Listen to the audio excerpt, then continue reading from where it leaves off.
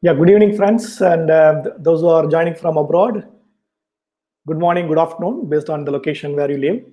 It's a pleasure to catch up with you on a topic which is close to my heart, and I hope all of you are able to hear me loud and clear. And some of you, one of you can say, it's clear. That's good. Yes. Okay. Good. Thank you. Yeah. Um, See, the objective of this Guru's talk is to keep you updated about the latest academic research that are happening in the campus, right? So most of you know about that. So I was asked to give a topic which I've been working on for last 15 years in Europe before I joined IIT Madras, and here in IIT Madras as well, on additive manufacturing, or colloquially known as 3D printing, which I hate to use 3D printing. Why I hate, I will come back to that in my presentation. So I will give about the new manufacturing process that are getting developed, right? So on IT manufacturing related processes. So what are the advantages, disadvantages of these processes, and what are the principles and types of processes, and how do we use them, and so on and so forth. So before going to that, I was asked to give introduction about myself. So myself, Murugayan Amritalingam. So I joined IIT Madras in 2016. By the way, I'm also alumnus of this great institute. I did my master's here in 2000 and 2003. Some of you might have seen me during my student days. So then later, after my master's MS in metallurgy, so I went to Netherlands. I was working for my PhD there, subsequently postdoc, 2 postdocs, and I was also a senior research fellow. And I spent close to 11 years in Netherlands in Delft University of Technology. Then I came back in 2016 to our beloved alma mater to take up the academic position. So I'm right now the head of the joining and IT manufacturing lab. And we have one of the most equipped welding labs. So some of you know, in Central Workshop Bay. Okay, in front of a new canteen. Okay, it used to be Nandini, right? So Nandini canteen, opposite Nandini canteen, and old bus shed. Okay, so that's the behind the Central Workshop, where you must have done the first year foundry.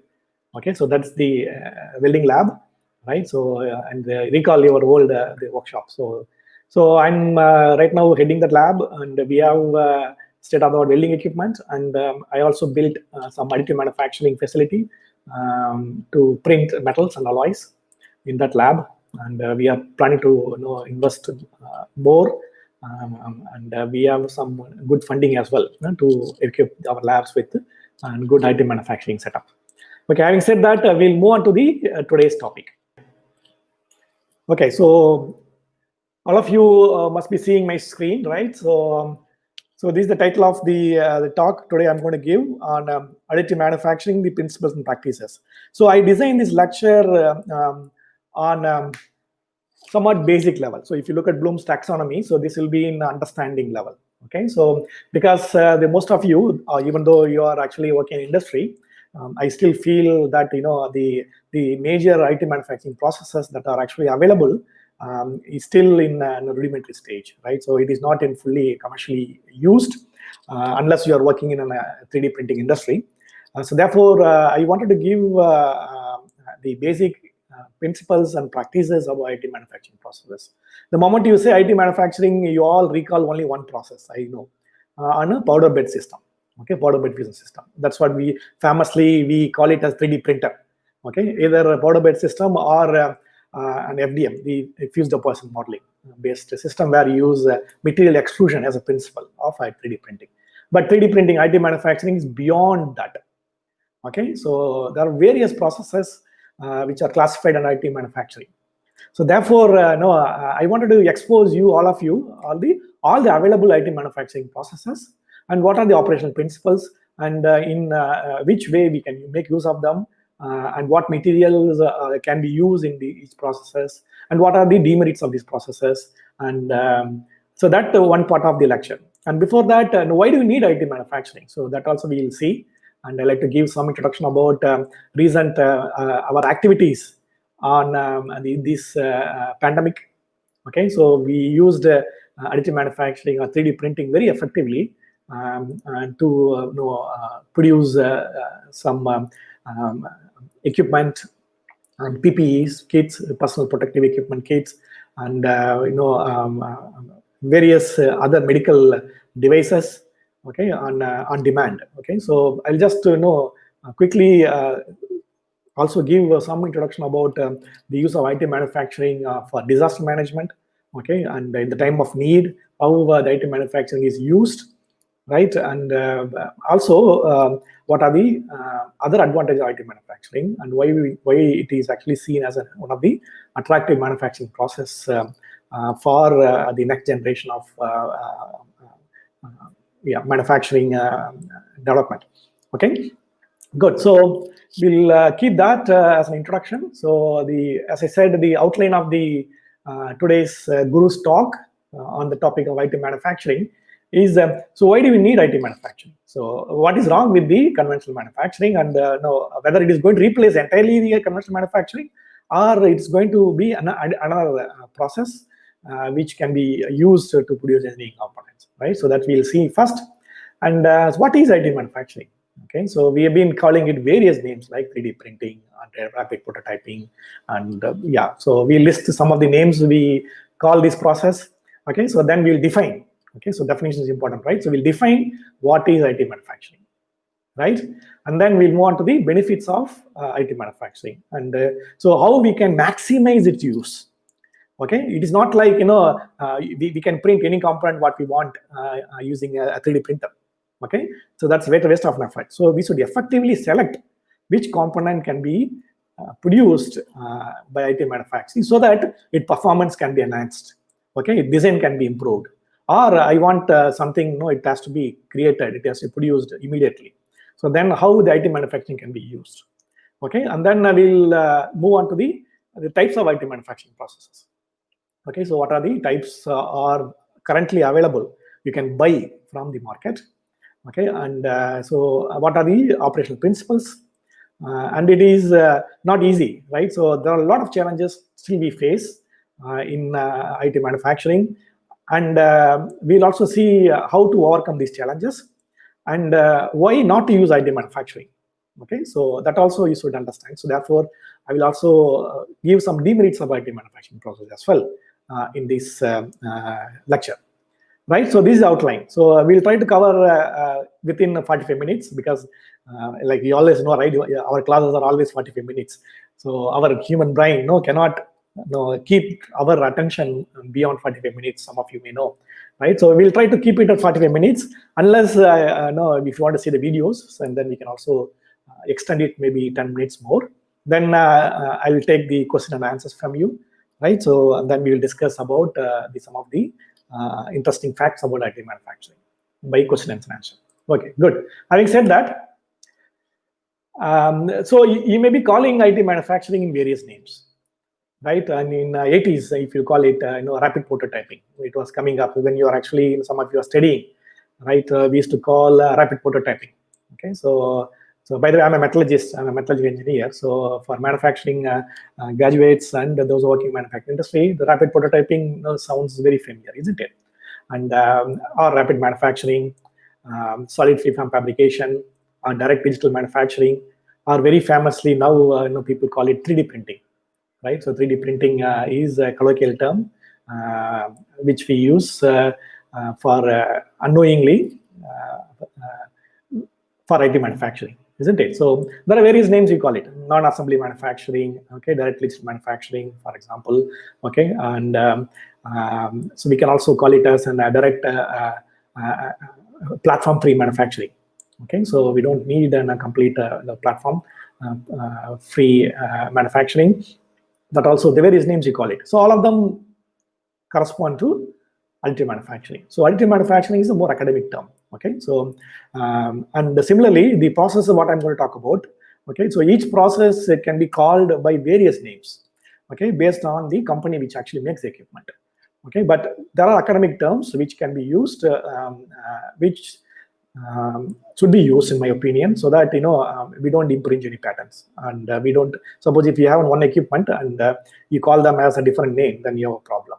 Okay, so therefore I will introduce the terminologies which are globally common terminologies. Okay, so in IT manufacturing. So therefore, the moment you say that, when we manufacture layer by layer directly from its design, okay, and without using any specific tool, right, and we call that process as additive manufacturing, right? So so we, having said that, okay, so we'll move on to the, so why do we need additive manufacturing?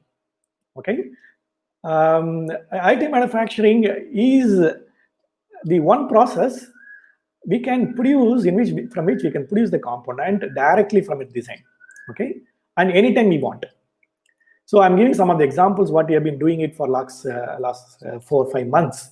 Okay, myself and some of my colleagues who actually use IT manufacturing very effectively in this pandemic time. On various ways we help the frontline personnel, medical doctors.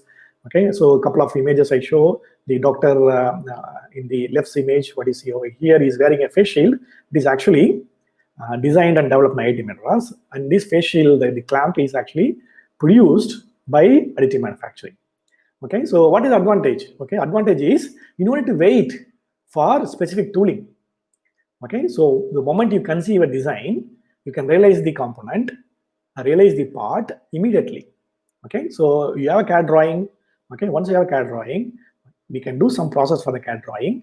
Okay, and then subsequently, if you have feedstock, use an equipment, realize the component. So the advantage of time saving. Okay, the product can be realized from the design, okay, within no time. Okay, so in terms in the time of calamities, in time of disaster. Okay, so this is very handy, right? So suppose there is a cyclone which is affected, and then it affected the infrastructure, and we need to produce one critical component to restore power, for example, right? So therefore, immediately once you have a design, we can produce a component and we can get the system back to normal. So some of the examples how we used IT manufacturing. So these face shields, what you see over here, so Vesta, so one of the startup companies, from them, I borrowed this slide image. So they use IT manufacturing to produce again the face shields within no time. So the moment we got into lockdown, immediately the students sat down, and our students, alumni, and immediately they realized the component from the design and started giving to the medical personnel, right? So therefore, the advantage of reducing the lead time for the product development, okay, and realization of the component directly from design.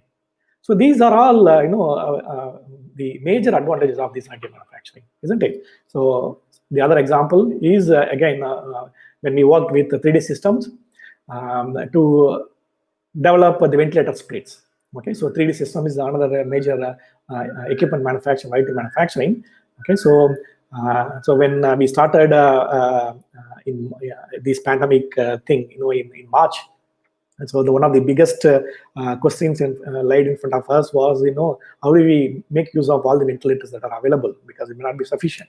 So immediately, people thought about that, and then we started producing the ventilator splits.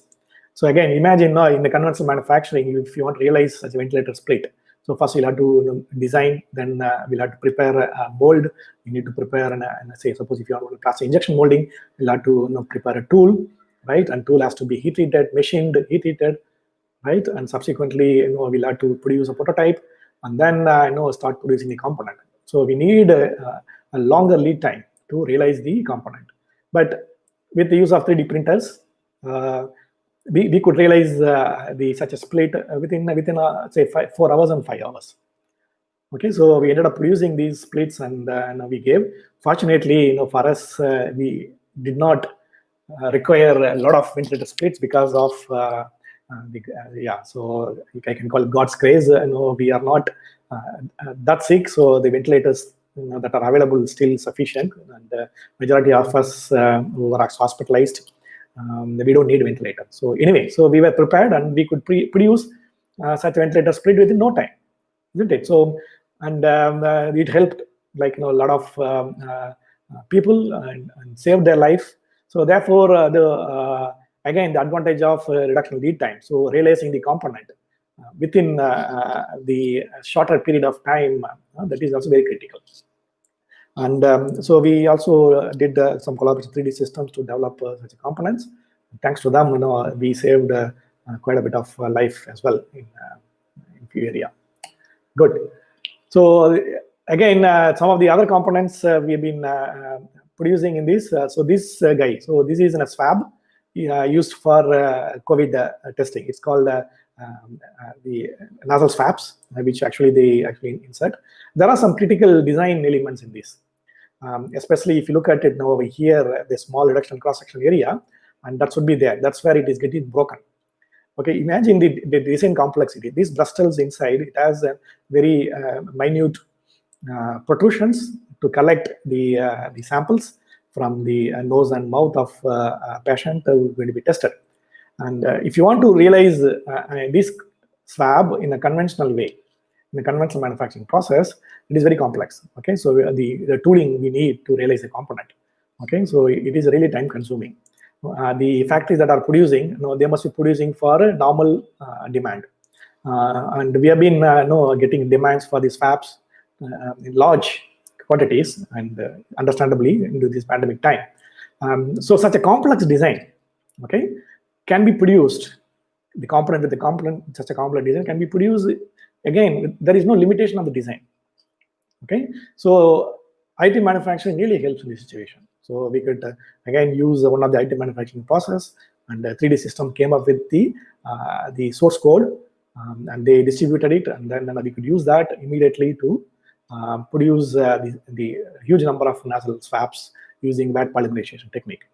Okay, and again, you must have already heard about this structure in IIT Madras, the first 3D printed in South India, right? So again, it is in collaboration with another startup, Cluster. So they did a great job, and this is the first 3D printed structure in this part of the country.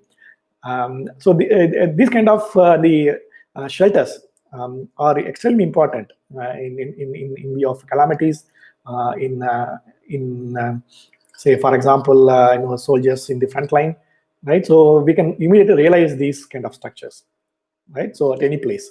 So therefore, we have no limitation in terms of design. We can realize any design, okay? And we can also enhance the design during this process, and those designs which are not possible to produce by conventional manufacturing can also be produced over here. And we can create the structures on demand, okay, during this process, right?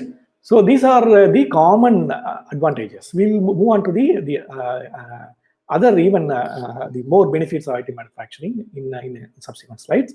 And having seen this, I mean, these are some of the activities we have been doing and during this pandemic time. So even though we are sitting at home and we have very little access to the lab, some of my colleagues use IT manufacturing to help the medical personnel. Just I want to share these 3 slides with you, just to show how IT manufacturing is beneficial even in the time of difficulties. Good. So then move on to the definition. Okay. So what is IT manufacturing? And if you look at when we derive this terminology in Indian International Institute of Welding, which actually later adopted by ISO. Okay. So if you look at the definition, again, it is nothing but the extension of welding. Okay. So we still join materials, okay, layer by layer. Okay, so if you look at the IT manufacturing definition, it is a process of joining materials layer by layer directly from its 3D model data. Okay, so in a conventional manufacturing, we have to combine, okay, the formative manufacturing like a casting, and subsequently we'll do subtractive manufacturing like machining, and then to realize the component. Whereas in here, we don't do that. Okay, so we deposit material layer by layer, okay, directly from the design we conceive, and then convert the design into a 2-dimensional layer. Subsequently, each layer is joined with each other to create a final component. Right. So therefore, we define IT manufacturing is a process of joining materials to make parts directly from 3D model data, usually layer by layer. Right? And it is not like a subtractive manufacturing or formative manufacturing, like casting or machining. right? So if someone wants to define additive manufacturing, it can be defined as the process of joining materials to make parts directly from its 3D data, 3D design data by layer, right? Is it clear? Okay, good. So that is what we call it additive manufacturing, right? So each term over here, which is defined, is very critical to make a good component. For example, the process parameters, the joining, okay, how good is the joining between the layer by layer, okay, the 3D data, how we convert 3D data into two-dimensional layer data, okay, and how do we deposit layer by layer. All these are very important. So therefore, we can look at individual terminologies in this definition, and then we can control each terms to effectively produce the component. Good. And to begin with, to explain the definition what I showed over here. Okay, so if you look at the conventional subtractive manufacturing, imagine if you want to visualize a component which is a spherical shape over here. Okay, so the component has a spherical shape. So how do we actually make such a shape? Right. So first we'll have to say, so imagine you'll have to make one stainless steel spear out of stainless steel. Okay, so what do you do? First we'll have to cast a cube, isn't it? The cube structure is cast, and then we'll have to machine it to realize the shape. So a lot of material is wasted, isn't it? So again, so we'll have to have a good equipment with a good access control, so that now we can get the machine and the good surface finish. And we also lose a lot of material as a wastage. Whereas in additive manufacturing, right, what we do, so if you want to visualize a spear, so we take a spear data, design data, and then we slice it into various layers, and we saw depositing layer by layer, and each layer is joined upon layer by layer, joined. Subsequently, if all the layers are combined, we can visualize the spear, isn't it? So again, you can already see another advantage is material saving. We don't waste any material, right? During machining, so we'll have to take out all the unwanted regions by machining, and then subsequently we can realize. So the other advantage, apart from what I showed you in the earlier slide, the material saving is also coming in, right? So in additive manufacturing, we don't really produce as a bulk component. So we take a design, we slice it into two-dimensional layer information, and subsequently deposit layer by layer, and layers are joined, and the final component is realized. Right, so that is the main difference between the additive manufacturing and the subtractive manufacturing. Good, right? So what is a process chain? How do you do that? Right, so what we do, as I said, so we have a CAD drawing, isn't it? So we have a CAD drawing. The first thing we do is, from the three-dimensional data, we convert the three-dimensional data into what you call it as an standard tessellation language file, STL file. Okay, so it's standard tessellation language file, so in which the data from the design is converted into a two-dimensional information using an algorithm. Okay, so what it does is, any design can be filled into triangles. Okay, so we fill a design into triangles, what is shown in this image, and then the moment we know the coordinates of vertices and the surface normal, we can define any location in the triangle. So we convert the simple three-dimensional information into two-dimensional STL file. So once the two-dimensional STL file is created by the triangles, and then we do the slicing. Okay, the slicing is nothing but how do you fill each layer, right? So we'll slice the entire STL file into various slices. The slicing can be based on the process parameters and the process characteristics. We can also use a uniform slicing. Okay, each layer can be same thickness, but then there are some difficulties, right? If you have a complex geometries, right, say a component with a large radius of curvature, so we may not use a uniform slicing. So you can also change the slicing thickness. If you change slicing thickness, again the parameters would also be changed so that we can get individual slices deposited. So once we have a STL file generated, we do the slicing, and then once the slicing is created and each layer information is available, and then we'll have to understand how do we fill each layer. Okay, so that's what known as path planning. Okay, so we'll have to understand, I have now one layer identified, and how do I fill? So I fill a linear motion, or I can fill it as a bidirectional, or I can also fill it island type. Okay, there are various ways we can optimize, and we'll have to use a deposition source, okay, a heat source, so that we can create individual layer effectively, and with reducing the residual stress, heat transfer optimization, and to get a required microstructure. Okay, so I don't want to go into detail about the path planning. So you can understand that the third step, what we have is after slicing. So we'll have to plan for the path, how we want to fill the individual layer. So once we define the path at which we are going to fill, okay, we can generate the codes for the robot to operate. Okay, it can be robot or CNC table. Okay, in a CNC system. So moment we identify the effective path in which we can fill an individual layer, we can generate a G code or M code. I can give it to a CNC table or robot, and robot would start filling.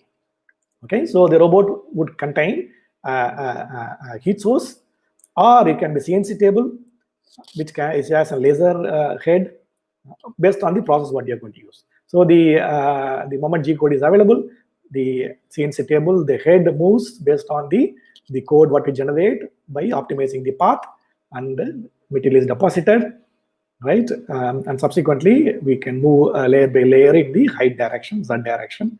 All the layers are joined. We realize the final component. Okay, so this is the simple process chain. Okay, so but we do a lot of optimization. For example, in triangulation, we'll have to optimize it to reduce the surface roughness, and the slicing should be either adaptive or multi-directional slicing, so that we can minimize the overhanging features. Okay, to minimize the support structure while generating overhanging features. And the path planning should be again optimized. We do a lot of calculations in optimizing the thermal stress buildup, okay, to get the right microstructures. So all these things goes into in optimizing path planning. Once a path is optimized, then we can start depositing. Right? Good. So this is a simple process chain what we carry out. For all the additive manufacturing processes, this is the process chain what we use. So first, from the 3D data, we triangulize to create an STL file, and subsequently we slice it, okay, into a two-dimensional layer, and then each layer is filled by optimizing the path by which we fill the layer. Okay, once the path is identified, we generate the motion codes, and the motion code is given to the system, and system start producing the layers. And the layer upon layer, we can build up to realize the component. Good, guys. So we'll move on. Right. So some history, right? So when does it begin? Okay. So if you look at it, when did it begin? If you look at the first paper on additive manufacturing, on VAT polymerization process. Okay, the process known as VAT polymerization in Japan. Okay, so in 1981, one scientist in Japan first published, but the first patent is actually filed by one scientist called Charles Hull. Okay, Charles Hull is a very famous scientist who first patented this process. VAT polymerization is from US. Okay, so he's the first one to produce a commercial equipment to realize the component using this technology. The technique what he uses is known as VAT polymerization technique. Okay, so we'll see in the subsequent slides what is that. So that was about 1980. But the additive manufacturing was known in different names. Like for example, we used to call it weld overlay. Some of the welding engineers, you may see that. So when you deposit multi-pass welds, layer by layer, isn't it? So that is sort of additive manufacturing.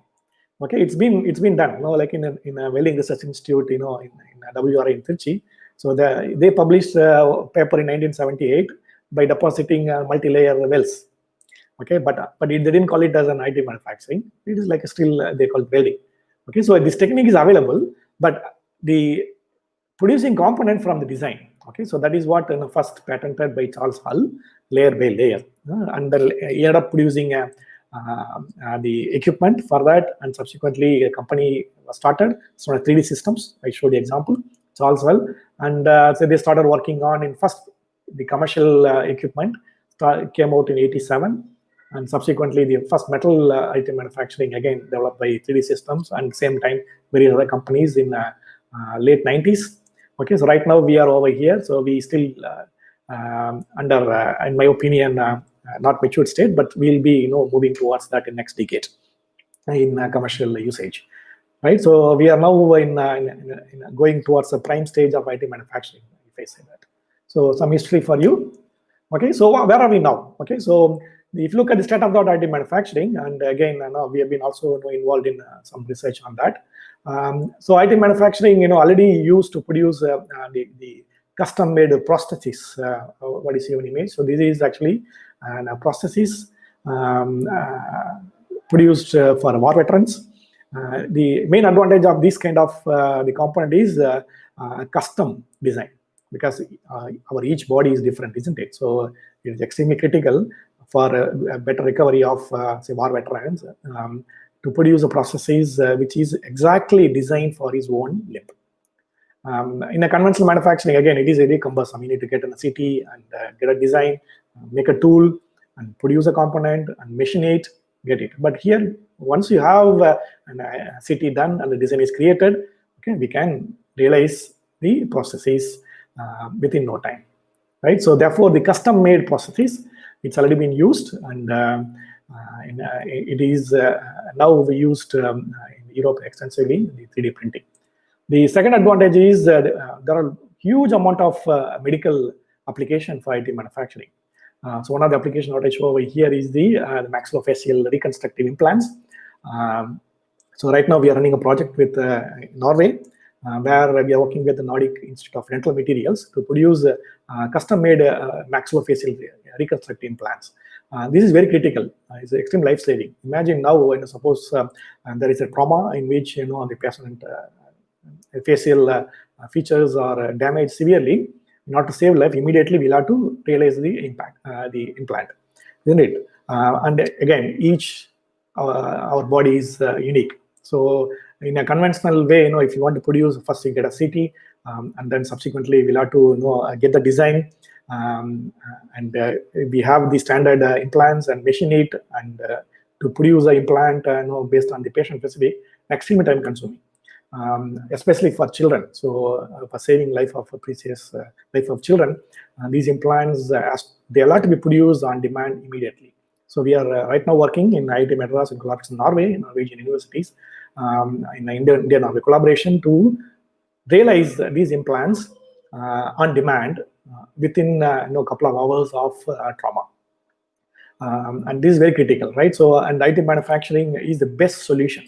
So we can also enhance the design, and we can produce the on demand. And there are a lot of applications in IT manufacturing in gas generation and aviation industries. And what is over here is a turbine produced with using a powder bed system by Siemens.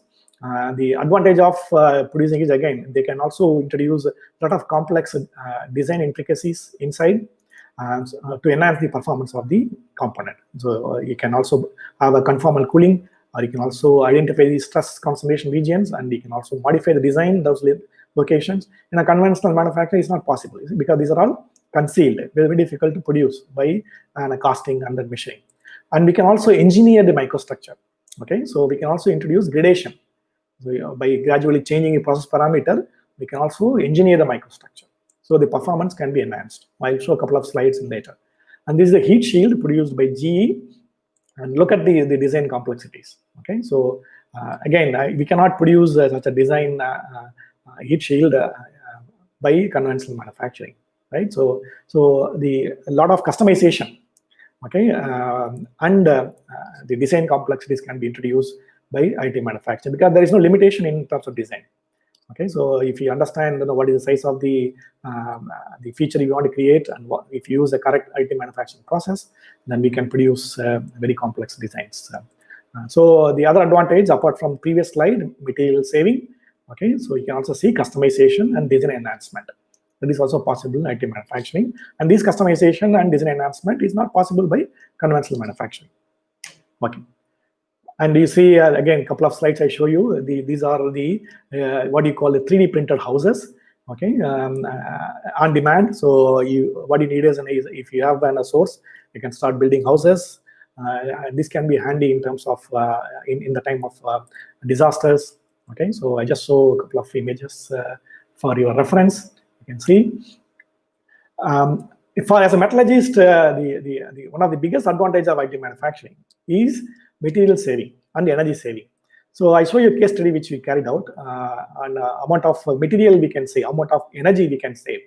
So one classical example of producing a component using titanium. So what you see over here, the actual net weight of the component and the finished stage is about 1 kilogram. Okay, so in order to print 1 kilogram of component, in order to produce 1 kilogram of component by standard manufacturing, so first we'll have to cast a billet, TA64, right, about 20 kilograms to begin with. Titanium is an extremely energy consuming process to produce. The primary production of titanium is very dirty, so we spent a huge amount of energy and the amount of CO2 we release. Imagine 900 kilograms of CO2 produce 20 kilograms of titanium in primary production, and then we'll have to machine it, and then we'll have to weld it to realize the component. And if you look at in conventional manufacturing, total material is 200 kilograms, energy is close to 10,000 megajoules, and the amount of carbon dioxide we release would be close to 900 kilograms to realize a 1 kilogram of component. So now, if the same component is replaced with additive manufacturing, okay, so we can roughly begin with 1.1 kilogram of billet of titanium, right, and then you atomize to create a powder, and then produce a component directly from design. So imagine the material saving, and here we have to take the scrap, again recycle, and that is also again energy intensive process. So here we can save about 95% of materials, okay, and a lot of energy is also saved. Therefore, the environment is also protected.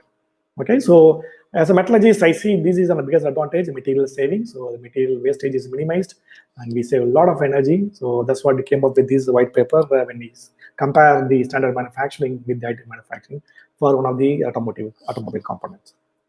Good.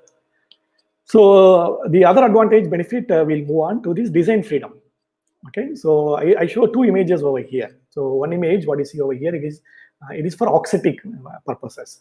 So auxetic materials are materials which actually expand in both direction when you apply a tensile. So they have negative Poisson ratio, and these properties are created by the design.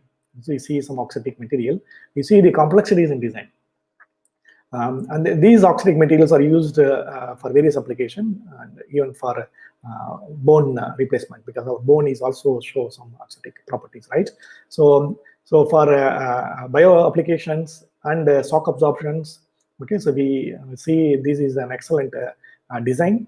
And this design, if you look at it, it's very difficult to create by conventional manufacturing. So therefore, additive manufacturing is a boon for producing auxetic material and for tooling industries. Okay, so this is a pressure die casting tool, okay, to create some component. I bought from Oak Ridge National Laboratory, Warrendal, the image. And you see that the complexities in cooling, in conformal cooling channels, it's actually introduced inside the tools, right? So we can identify where are the hot spots. Okay, so we can effectively cool those spots when we produce this component, right? And of course, we need to do a lot of calculation to identify the performance of the tools, and we can enhance the performance by modifying the design. And you see, these are concealed designs, isn't it? So designs are there inside. You can't see these dies inside. So such a complex designs can be realized. And why? Because we are building layer by layer. Each layer can be changed to produce such a complex cooling channels to enhance the performance of the component in engineering service. So design enhancement, design freedom, what we have, right? So that is also another benefit of it. Okay, so and the product realization productivity, as I earlier talked about the time savings, and you realize the component. What you call it as what you see is what you get. That's what you do in conventional manufacturing. Is now what you see is what you build. Okay, you see the design, you build it in a cost and time effective manner. And you can also change the design. So suppose you're building it, suddenly, okay, I want to change the design. In a conventional manufacturing, you'll have to go back to the drawing board, right? And you'll have to change the pattern, and you'll have to change the tool design, and then you'll have to achieve the change in design. But here it's not, okay? Tweak the CAD data, okay? And again, go back to the slicing algorithms and path planning. You can effectively change the design in no time. Okay, and so I also see that additive manufacturing is going to democratize innovation, right? So if you have a good 3D printer, right, and if you have a good design brain, Okay, so you can realize a component, but in a conventional manufacturing, it's not possible, right? You may think about design, and you'll have to go back to the machine shop, whether the design can be realized or a material what you want to use, whether it can be used to create such design. But here, I see that it is going to democratize the innovation, right? So it is not going to be controlled by some one company. So we are going to see in future, like the IT manufacturing going to change how the manufacturing is actually seen right now. Okay, so it is a fully automated unnatural operation. So we don't need a skilled manpower. Of course, skilled by meaning that you don't need a machinist. Okay, so to produce a component, right? So and we can give the design and we can realize the component without any part-specific tooling, with the last-minute change in design. Okay, so this is what I see is another incentive of IT manufacturing. In the time to come, it is going to democratize the manufacturing, the innovation. I also know, probably, I'm still young, so I still have 30 years of service. By the end of my service, in a SIPCOT, you see, now we see a lot of machine shops. You may also see in IT manufacturing shops to produce a component, and yeah, probably that may happen in a decade's time to come. Good. So last slide on these benefits, then we'll move on to the types of processes. The effective design, I already showed you how design strategy can be adopted to enhance the performance of the component, and the material innovation. Okay, so that is also another major benefits of AM. We can create multi-materials. Okay, so I'll show another example in next slide. What we produced a functional graded material. So you may see in engineering application, one side is a good heat transfer we need to achieve.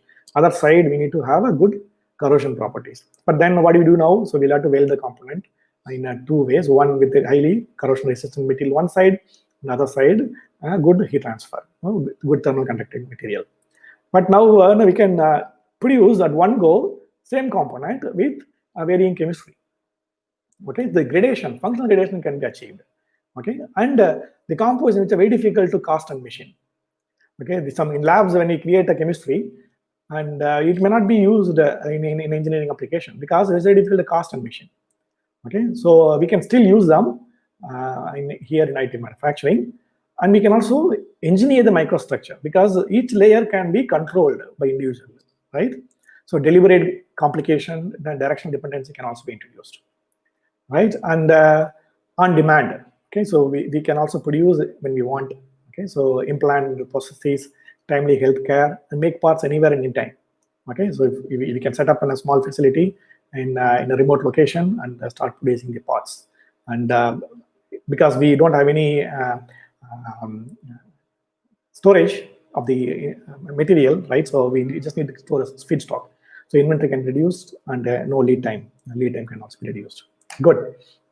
So some of the example parts what we have done in IIT Madras and in our collaborator place. So this example what I showed you over here in previous case, printing in a functional graded material. So this is an tensile samples. So this is a pure copper printed and pure nickel printed, and you see here nickel and copper, isn't it? So this we are actually producing it for marine applications, where one side we need a very good corrosion resistance and high temperature resistance. Other side we need to have a good thermal conductivity. So therefore, such a functional gradation we can produce. And previously, what we do, we'll have to weld it over here. Then that becomes a weak point.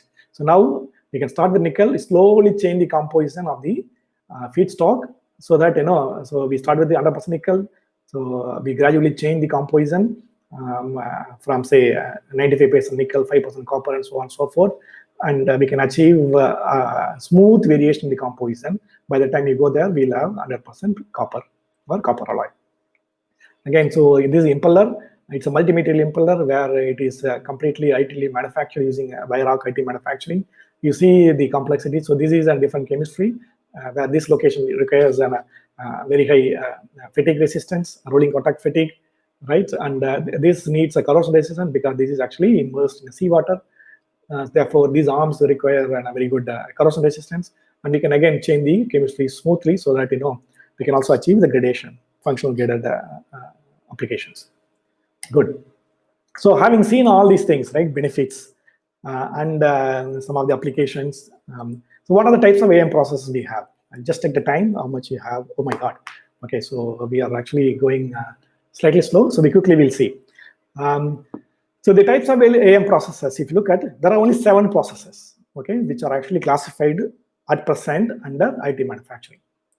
Okay, so the first one is vat polymerization process. Okay, the second is powder bed fusion. Third is direct energy deposition. Fourth is material extrusion. Fifth is material jetting.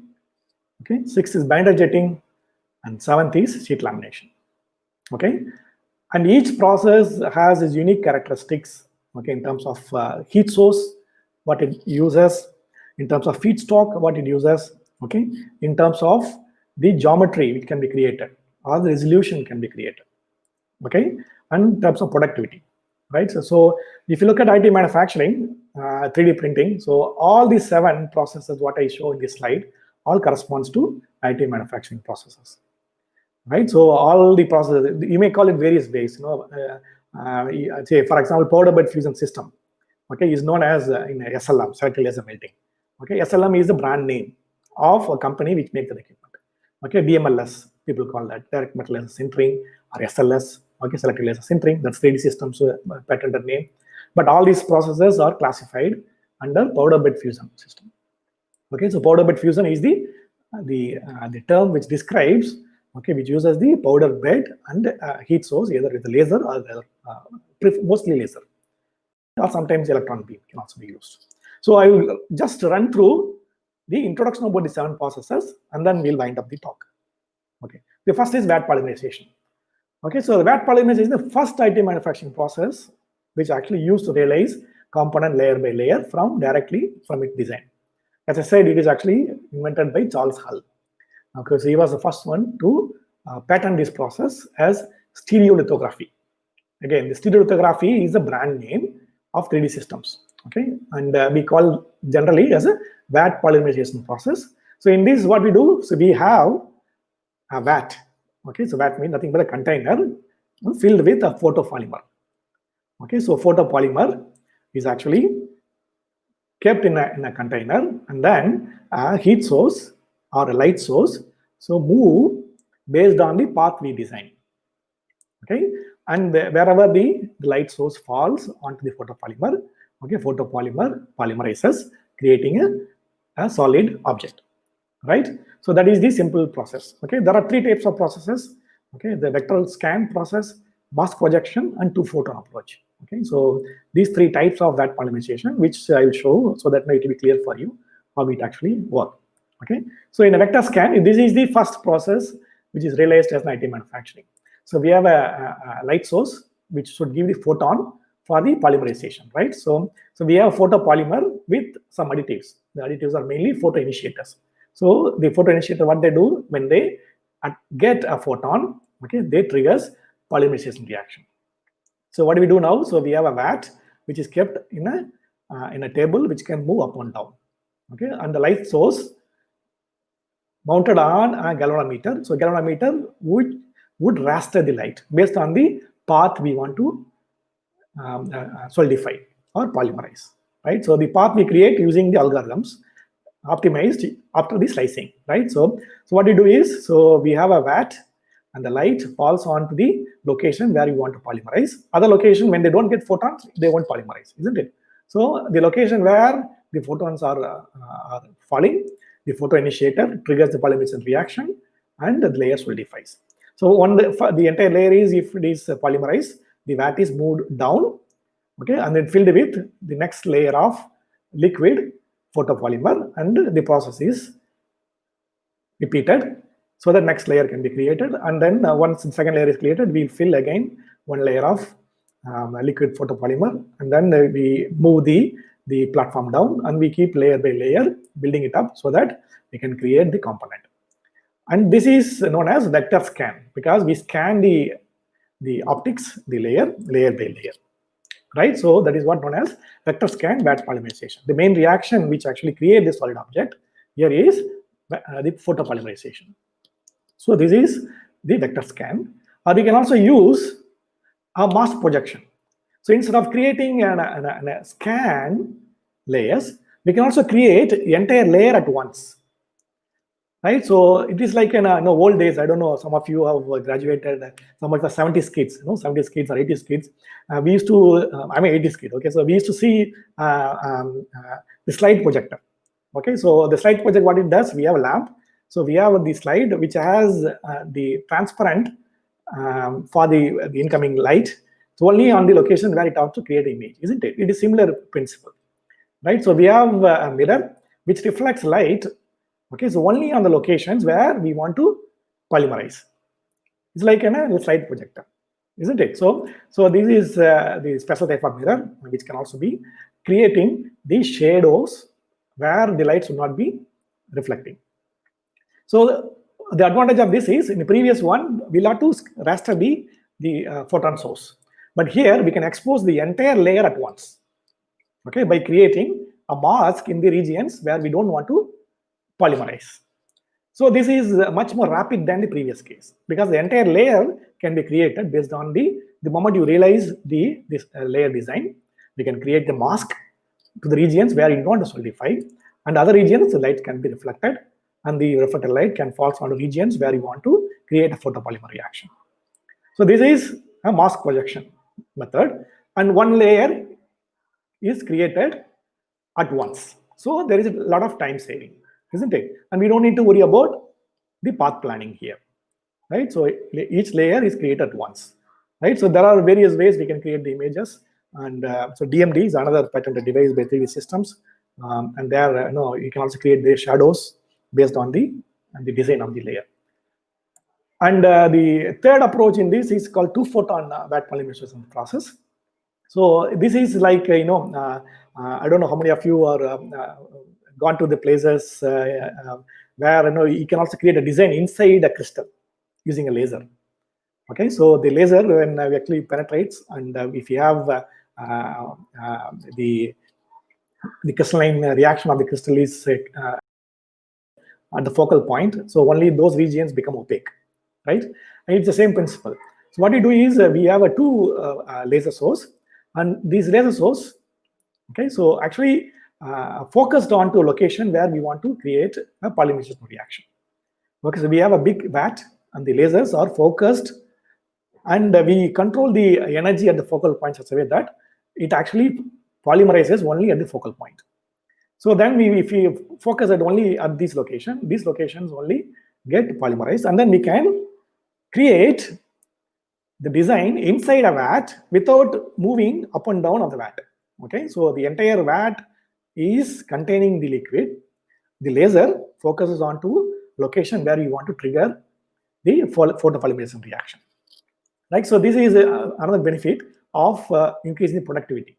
Otherwise, in the first process, the single laser will have to lower the vat and then fill the layer every layer, isn't it? Here it is not needed. Okay, so laser can manipulate the photopolymerization locations by scanning the beams. Okay, so the part is fabricated below the resin surface, right? And these locations, other locations where no laser is penetrating, the energy is not sufficient to trigger the photopolymerization. Okay, we control the reaction at the focal point of the lasers. Good. So these three are the major wet polymerization processes which are actually used to create objects. Okay, again, layer by layer. Good. So the second type of process what we saw in the description is a powder bed fusion system. Okay, so this is again the common the item manufacturing technique. We all refer to 3D printer. The moment a metal 3D printer, people jump in, they visualize only this process. But actually it's not. I mean, all the processes what I described can also be used for metals. Right, so this is the powder bed fusion system. So what we have over here is, so we have a container filled with powder. Okay, so powder is filled in a container, and then we use a heat source. Most commonly, we use laser. Okay, so laser is actually focused onto a powder bed, and the moment the laser photons impinge on a powder, metal powder, and it is absorbed. Okay, so based on the efficiency of the alloy what we use or metal we use, and it heats up. Okay, the temperature of the individual location increases, and the powder either gets sintered or molten, and subsequently, when the molten layer solidifies or when it gets sintered, we create a bead.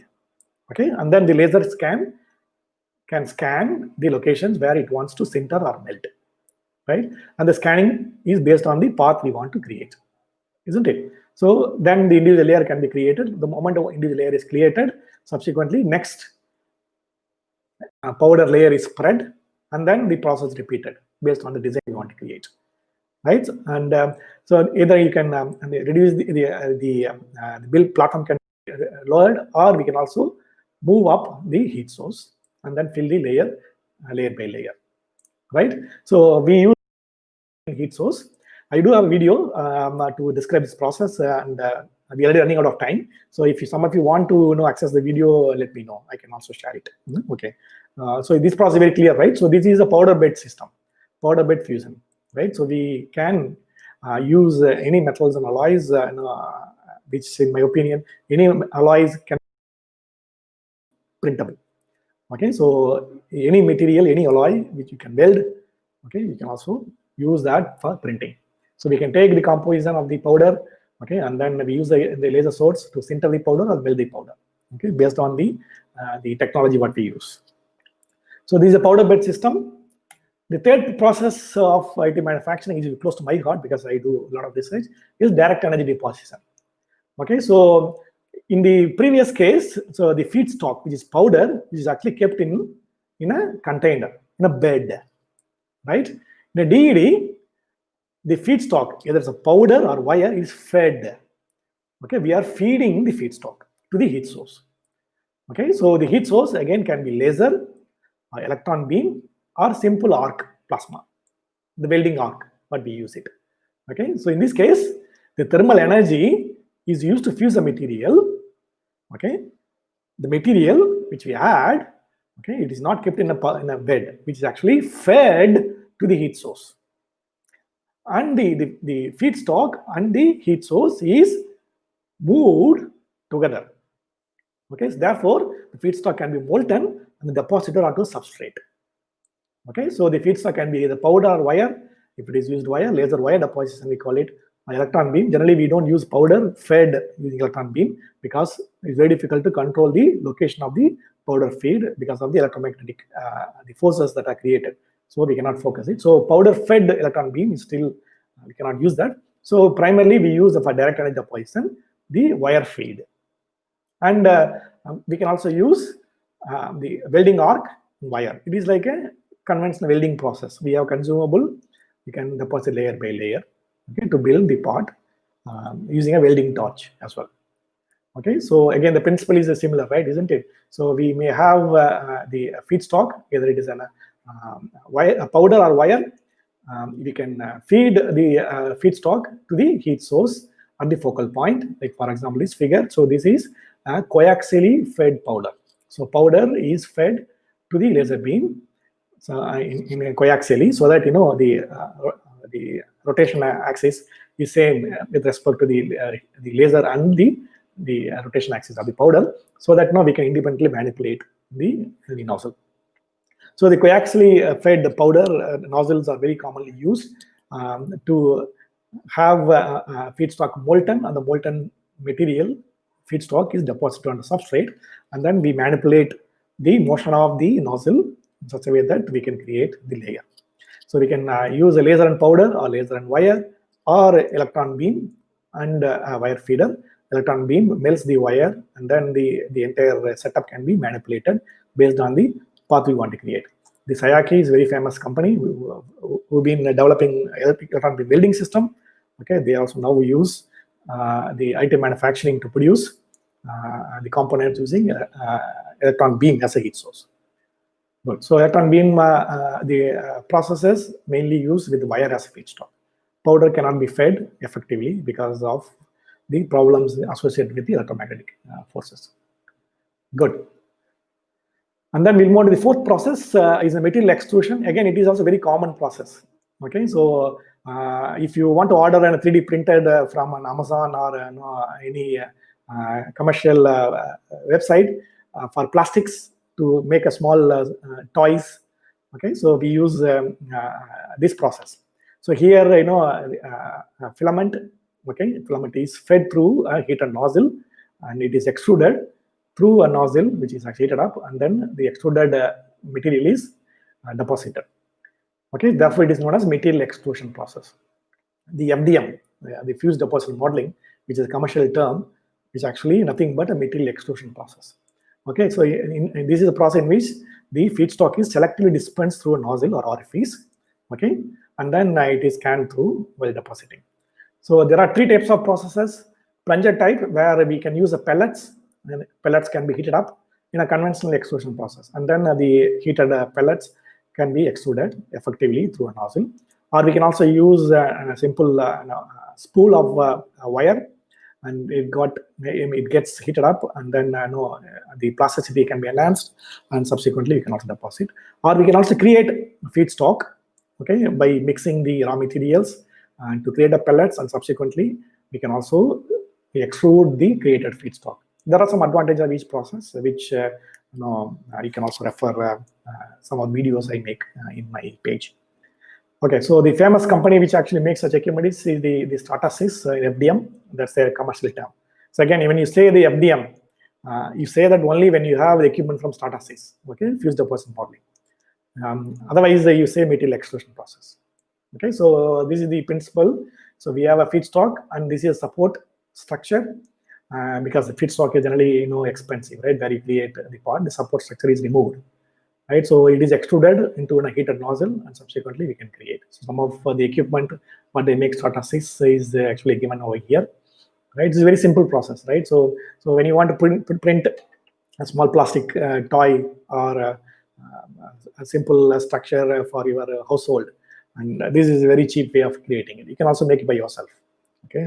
And there are a lot of open source sites are available, and if you have Arduino or a simple Raspberry Pi, okay, so we can download all the source code and the simple CNC table. We can create this process. Okay, so then fifth one is material jetting process. So material jetting process is the same as like an inkjet. Okay, so inkjet process, nothing different.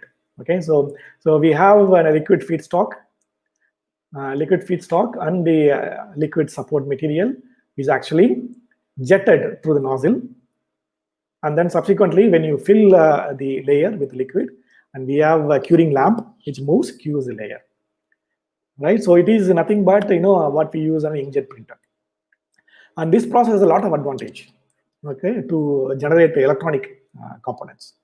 Okay, so already the companies which actually make platforms for electronic like motherboards and microprocessors, they use material jetting because we can control the Doppler diameter. So we can create very minute structures, intricate structures, and we can produce rapidly. Okay, so where we have a liquid feedstock, it is jetted to the substrate, the locations where we want to build layer by layer. Okay, so we can use the photopolymers, and nowadays companies like Auger, Canon, they also make metal components using this technique, using low melting component. For example, you take a solder alloy, melt the solder, okay, and then you can inject the molten solder to the substrate to build layer by layer. Okay, and the sixth process, what is known as binder jetting. Okay, so binder jetting is similar to powder bed system. Okay, so but in this case we have a powder bed, and then we feed the binder, okay, using a nozzle to the location where we want to create a center.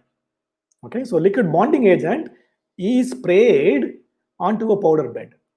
So moment the binding agent is actually sprayed onto a powder bed, what it happens, the location only where a binder is added get centered, right? So the powder is actually fed, the powder is kept in the bed, okay, and then the binder is added to the location only where we expect a curing to take place or centering to take place, right? And then the one layer is of binder is added, okay, and then only the regions where binder is added get cured or centered, and then we deposit next powder, add the binder, the locations where we want, and then subsequently we create a green pot. Green pot is nothing but it is still a very fragile pot. We'll have to do curing and centering. Okay, so then we take the green pot, we do curing so that we can enhance the centering, enhance the density, and we decake it and then center it to get the final pot. Right, so this is known as binder jetting. And this process is seen as one of the most attractive processes for foundry to create the molds, cores, patterns. Okay, so because the sand molds, when we want to create with the complex designs, okay, so we can use this process to create a complicated core, complicated patterns, okay, and sand molds to create very complex designs. Because we are building layer by layer, isn't it? We introduce complexities in terms of fluid flow. Good. So the seventh process, the last process, what you see over here is the sheet lamination process.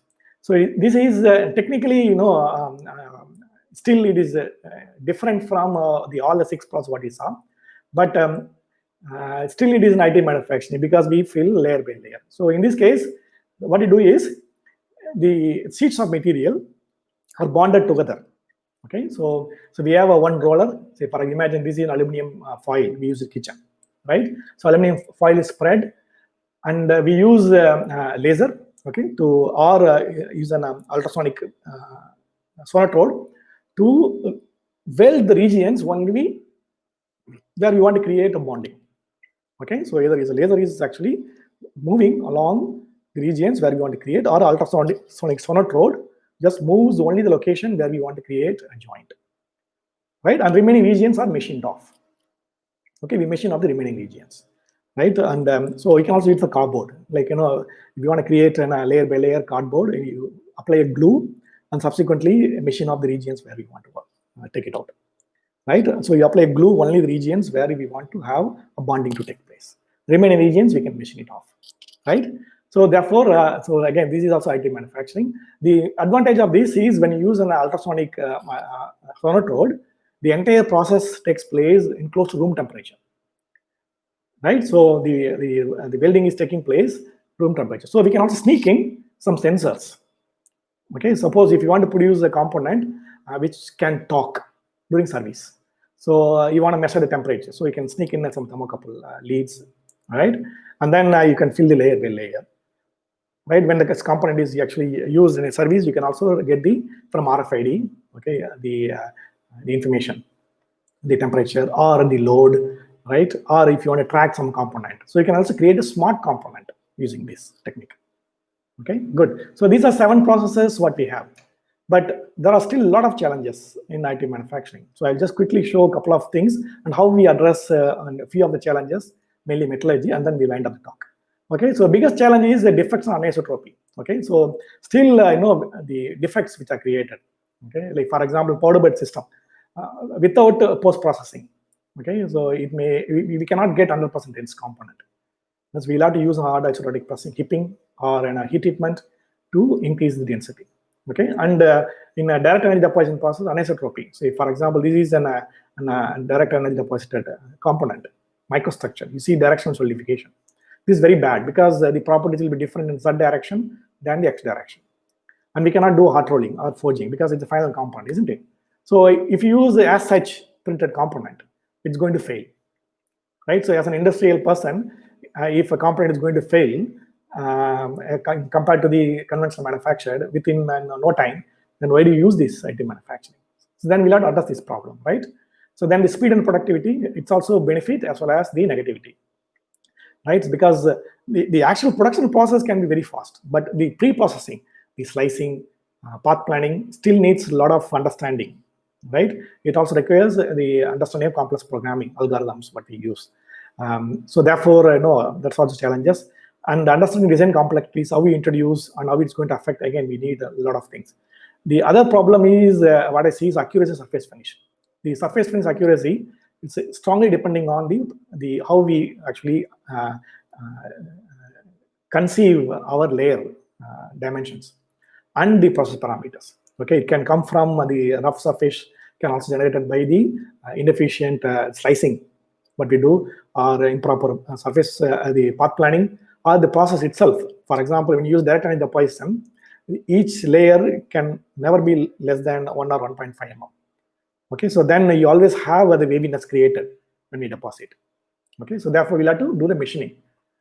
But how do you machine the inside surfaces? So you'll have to carefully choose the required process based on the accuracy and the surface finish.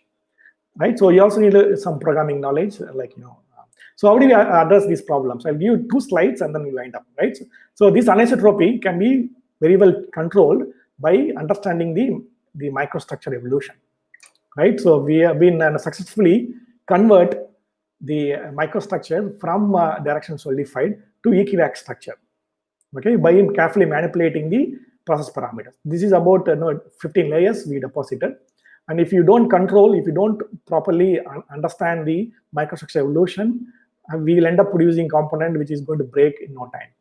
But we can change. So by understanding the process parameters and very fine microstructure containing the components, right? That is what we could do that. Okay, so to understand, so that we can produce components with the performance equal to the conventionally manufactured component, or even better than that. If you don't do that, and we have a serious problem, right? So, for example, if you don't understand, if you don't control the process parameters, we'll end up producing a component which is going to break. Then you may question the additive manufacturing, isn't it? So therefore, we'll have to engineer and understand the physics so that the components can withstand the extreme service conditions. And some cases, for example, turbine blades, we have to again generate microstructure which are direction solidified, right? So we'll have to create the microstructure. So there we use in a conventional manufacturing very complex casting processes and so on and so forth. But we can do that still in additive manufacturing, even though we have produced layer by layer. It's about again 15 layers. We could still generate a direction solidified structure for turbine blade, even if you produce layer by layer, again from understanding of metallurgy. Good. So these are some of the challenges we are working on to commercialize these additive manufacturing processes, right? Good. So with that, and I will end up this talk. This slide is an advertisement, and we are planning to set up a Center for Metal Additive Manufacturing in IIT Madras. And of course, as a proud alumnus of the institute, we request to spread this news, and so that we can make use of this wonderful technique for national building. Okay, to help people in need, and feel free to spread this news so that we can set up a good additive manufacturing center in our campus. And of course, you can also be a part of that. Okay, good. With this, thanks for spending time with me. And I also like to thank Satya to share these images and test our 3D systems and the equipment manufacturers which we've been interacting, and some of my collaborators.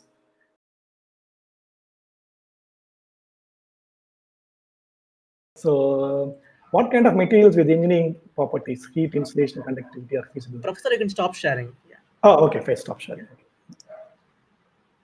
Yeah.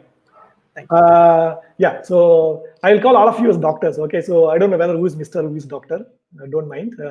So Mr. Natarajan Viswanathan sir. I mean, so you asked about what kind of materials. See, in my opinion, any alloy that is weldable can be printed.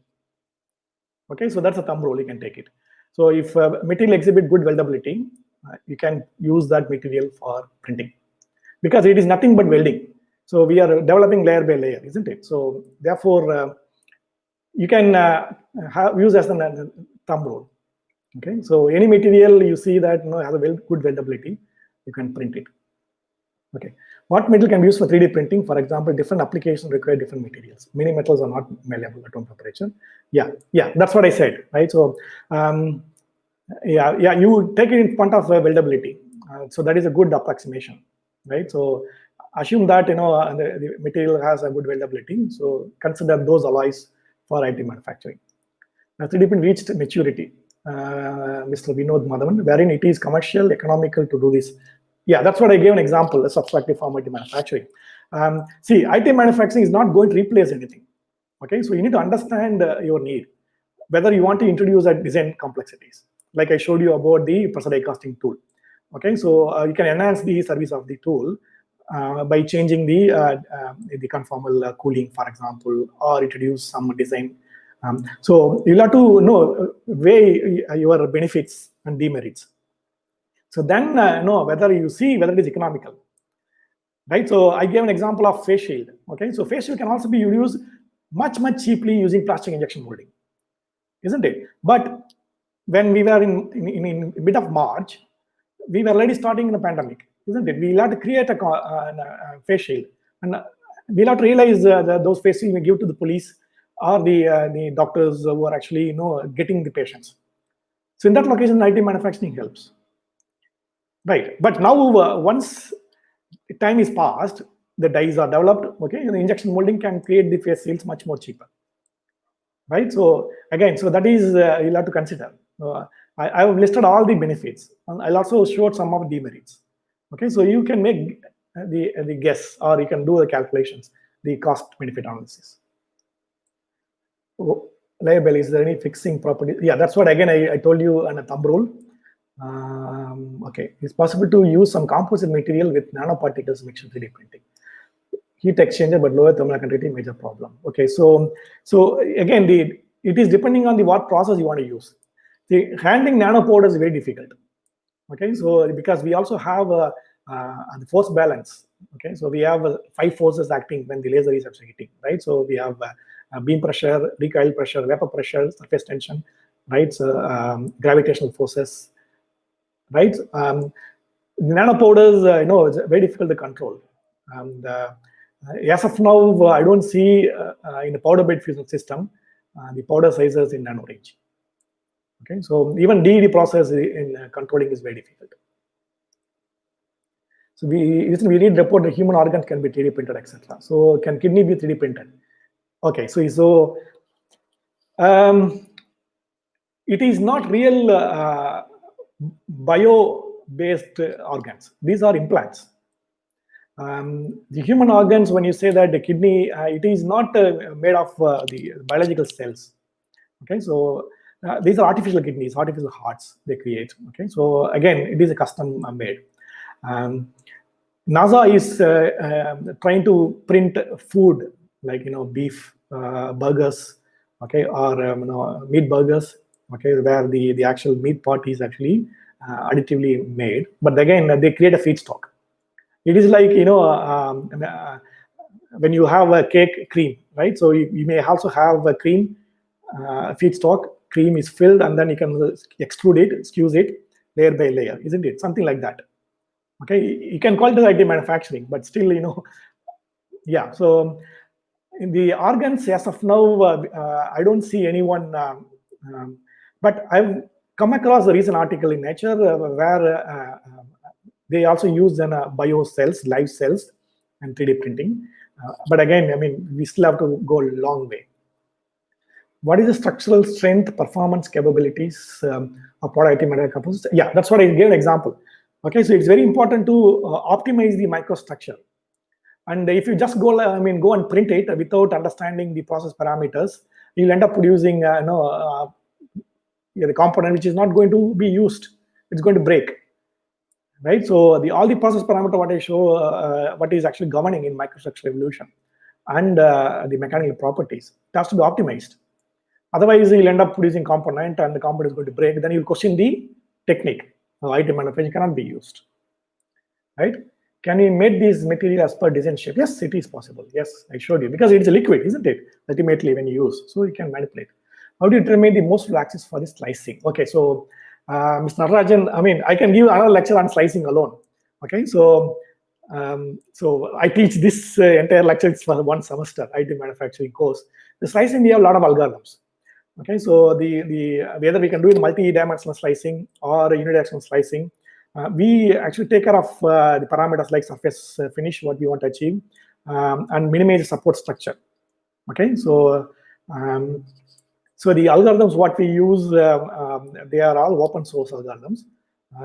If you want to in specific detail, maybe write to me. I can do that. Can we do computational modeling? Without computational modeling, we cannot do anything. Okay, so for example, distortion is a big issue, especially in the DED process. So when you do on a layer by layer, and because of the change in the heat transfer, each layer would behave differently in terms of stress fields. We may end up distorting the component based on the heat transfer.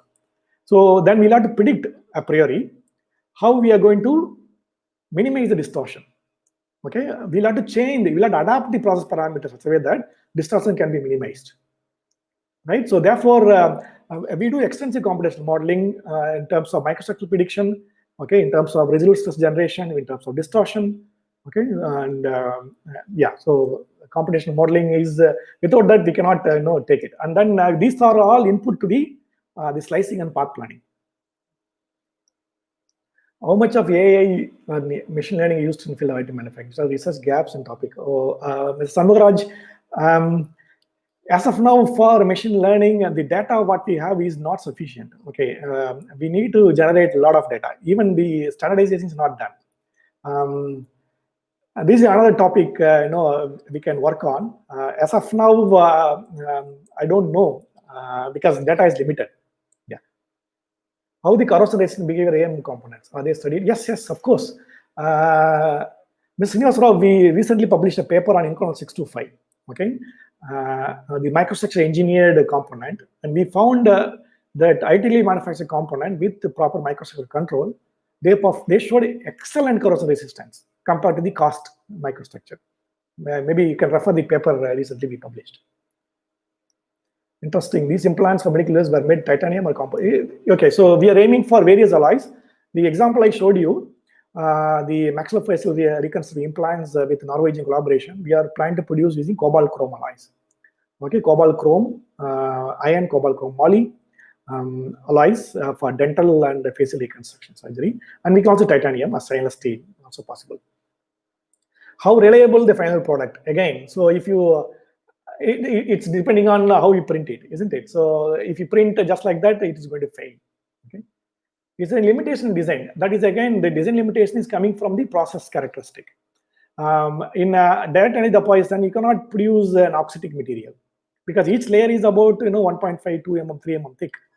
Okay, each bead, and their complexities cannot be introduced. Whereas in a powder bed fusion system, we can get the layer of say 100 microns or so. So then the design enhancement can be carried out. I would like to make Mr. Dinesh Babu customized filament for research powered FDM printer. The feedstock creation, if you want to use polymers, you can approach engineering design department. Okay, I think Professor Sarana Kumar, he does some work on that, and contact him. The Mr. Akash, I already told about machine learning techniques. There are ways, I mean, data is still limited in my opinion, but in terms of distortion predictions, okay, in terms of online monitoring, on the part build up, when we build it up, so there are ways, we can improve that using machine learning. Regeneration of cluster, yes.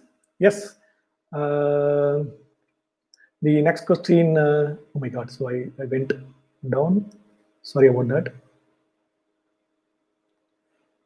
Okay, so regenerate clustered composite material. So the regeneration, so again, another area, so like, repair of damaged components. Okay, so it's not only composite material. Right now, we are actually working in Indian Air Force to repair the aircraft components.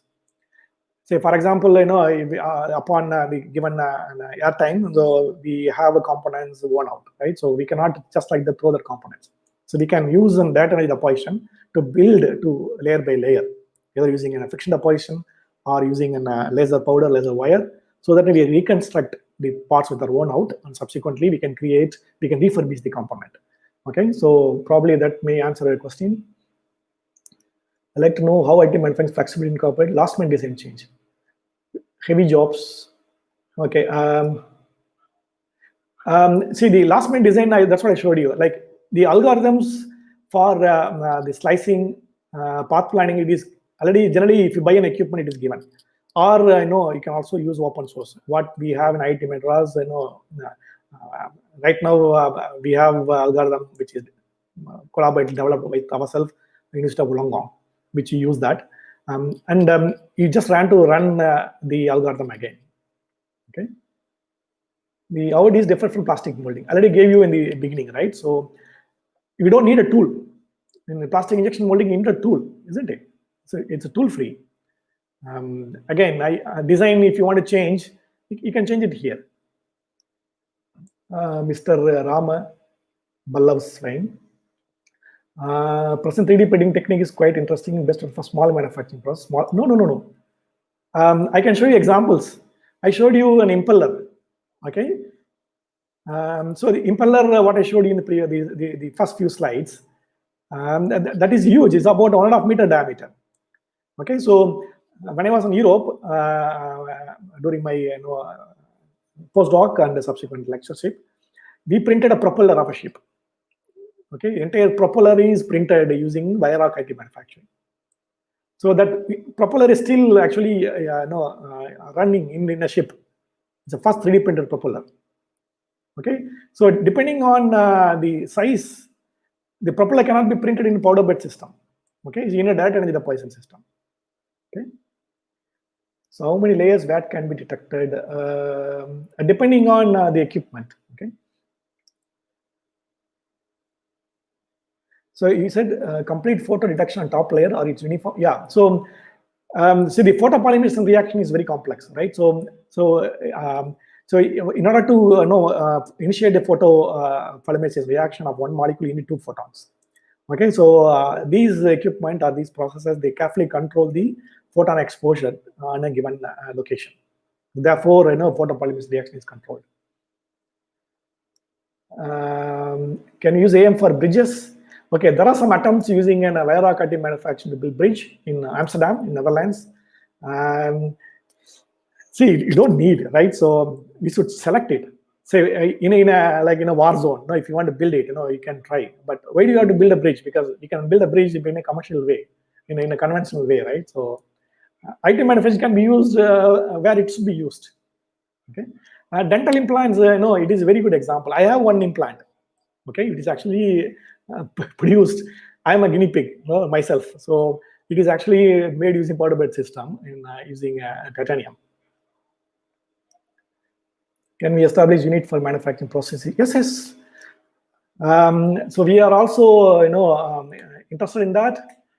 It is possible. Yeah. Light before your front side, the back. Okay, so thank you. Sure. I mean, I'm living in a quarters, right? So the lights are given by the IIT estate office. I cannot change it. I need to install a new lamp. I'll consider your request. Sorry about that. Maybe I can take the suggestion to estate. For curing between layers or it continuous process. Again, so we'll have to calculate the curing time, the layer thickness. Okay, all these based on the process parameter. So this all goes into the calculations. So use more slides to more development process. Yeah, so it's already 1.5 hours. I teach, sir. I mean, this is for 1 semester course. This is just to give overview, just to make you aware that these are available. Please feel free to interact with me, sir. I mean, no problem.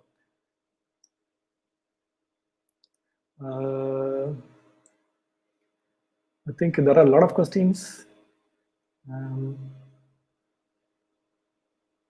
So, okay, so Mr. Rohit, Professor, I did not understand the initial slide where whole process explained. 3D, 2D after that. Okay, so I think you're referring for the process chain, right? So we have initially a CAD data, right? That is 3-dimensional data.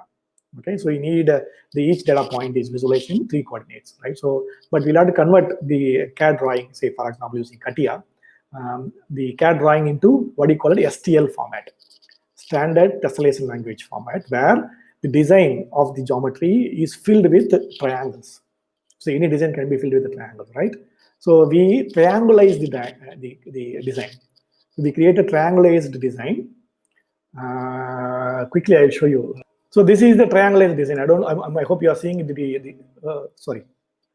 You are seeing the file. So what we have to create is from the 3D data. So the STL file where we triangularize the entire geometry, and each triangle is defined. Okay, using an STL file format where we'll have to get the vertices, 3 vertices, and the facet normal. Okay, so each triangle is represented by 4 lines of code in STL file. Okay, with these, we can get, say for example, cube. Okay, a cube can be represented by about 6 sides. So each can be divided into triangles, so 12 triangles. Okay, if you know the triangles vertices and the facet normal, we can define a triangle. So now this is 2-dimensional information. isn't it? So now we can slice it easily. So the moment you want to slice it, if you want to know the actual location, if you know the distance from its vertices, then we can identify exactly the coordinates. Okay, that's how we do it in the STL conversion. Okay. So this is about slide AM process chain. Okay, there's a step called bead modeling. There's image neural network kind of structure. So okay, Mr. Sanmugharaj, again, it is a lot of things are going in. I mean, we'll probably discuss some other time, and in view of time. So the bead modeling is if you want to understand. Imagine you are depositing a simple weld. Okay, how do you calculate the bead dimensions, the width of the bead and height of the bead? Okay, so it involves the arc energy, okay, and the efficiency, and the fluidity, viscosity, the surface tension, okay, and the flow, the Maragoni number, right, and the surface tension gradient, the temperature gradient across the pool, right, and the thermal diffusivity, right. So we have fundamental the governing equations from each for a given arc energy. So what would be the dimension of the bead we are going to create, right? And if you change the arc energy, we'll also change the bead geometry for a given composition. If you change the composition, again, all the thermophysical properties are also changing, right? So then we need all the input from various the primary parameters to calculate the bead size. Again, the bead size may not be the same because at the bottom you have a good heat sink. But when you develop layer by layer, at top you may have a change in the heat transfer. So again, the thermal gradient would be changed when you move on to the previous the next layers. This all comes into that. Okay, thank you. Yes, of course, I can share the presentation. Yeah, I can do that. Mr. Uday Prakash, smallest versus biggest component made, nanotech versus AM. If you can elaborate, that'll be nice. Mr. Kalimuthu, I would like to know the minimum layer thickness of weakened difference. For example, is a deposit. Single nano layer, yes, I said, so for electrode deposition, you can try, but then it is not technically an IT manufacturing process. We cannot produce nano size layers in any of the 7 techniques what you described. I want to know whether we can print copper on COVID-19 PPEs. Yes, it is possible. Yeah, but then we need to protect the PPE from some insulating material, so then we can deposit. Yeah, the neural already explained. How the individual process parameters affect the bead. 3D printing for mass production. See, again, this is a problem. The time I told you about one of the challenges. So the facial what you show in the previous slide, it takes about 2 hours to print, right? In case of emergency, in case of need, we can do that. But the same face shield, if you have a proper tooling, injection molding can make it in say few seconds, isn't it? So for mass production, still it is not a technique. One-off use, a propeller of a ship, okay, or the tooling, or processes, or implant, customized implant, or oxidic material with design. So those applications, that's what we see. As I said, it's not going to replace mass-produced manufacturing processes. To 3D print PPE copper coating large numbers, we need to discuss. Maybe Mr. Krishnakumar, we can discuss about that. Okay. Yeah. So magnesium-based material definitely printed. One of my PhD students are working on developing magnesium implants for bio applications, and we are trying to print a biodegradable magnesium implants by carefully changing the microstructure. So any technology development progress to change surface finish, very hard material printed in these techniques. Yeah, I don't know what you mean by hard materials. I showed you example in Inconel 625, which can be printed, right? Any material that can be weldable can be printed. So what is support structure? Okay, so support structures are used to produce overhanging feature. Like for example, if you want to print a structure like this, and direct powder bed system or direct deposit system. So how do you get this overhanging structure? You need something to support here, isn't it? Otherwise it will collapse, right? And how do you deposit? We need a substrate. So therefore, the support structures are used to get the overhanging structures. And if you print unidirectional, you need support structure. But we can also change the directions. So you print up to these unidirectionally, then change the orientation, okay, and then start printing along this direction. So then you need a 7-axis system. Okay, you need a rotating table with 2 axes. Then you can minimize support structure. But in powder bed, you cannot rotate, isn't it? Powder bed is fixed. So then how do you get the overhanging structure? Powder cannot withstand the weight of the component if you're producing large. Therefore, we need to make some support to build, to develop the overhanging structures. Okay, so the standard is still not there. Okay, so we are working on it. So I'm also part of the Bureau of Indian Standard, as well as IIW, International Institute of Building, and TMB. And right now we are working on standardizing some of the aspects, but still there is no standard for these parts. So what is the smallest component ever made by AM? What is the biggest component ever made by AM? Okay, the smallest component ever made by AM is Disney Castle, okay, using binder jetting. And Disney Castle, if you look at it, you can fill it in the tip of the needle.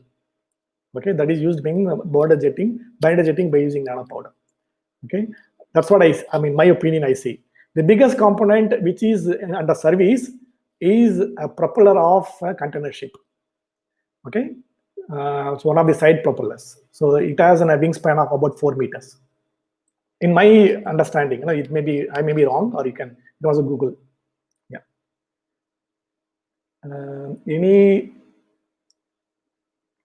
Any boat manufacturing, inland and marine? We just now submitted a proposal on AM for onboard manufacturing. We have some ways of developing that, but we cannot the entire ship cannot be 3D printed. No, I don't think so. It's not possible. Can space shuttles can be made? Yeah, so it is, as I said, you need to understand why we need to use additive manufacturing, right? So it's not going to change anything, right? We have some advantages.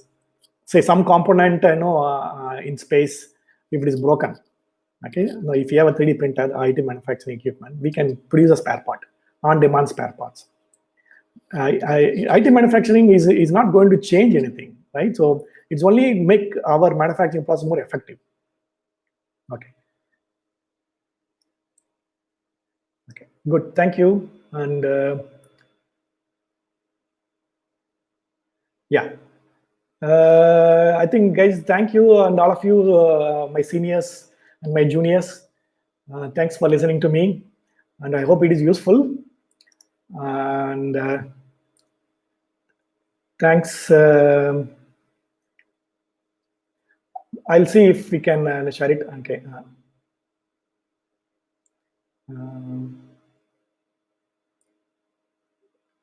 Okay, so I'm just looking at these.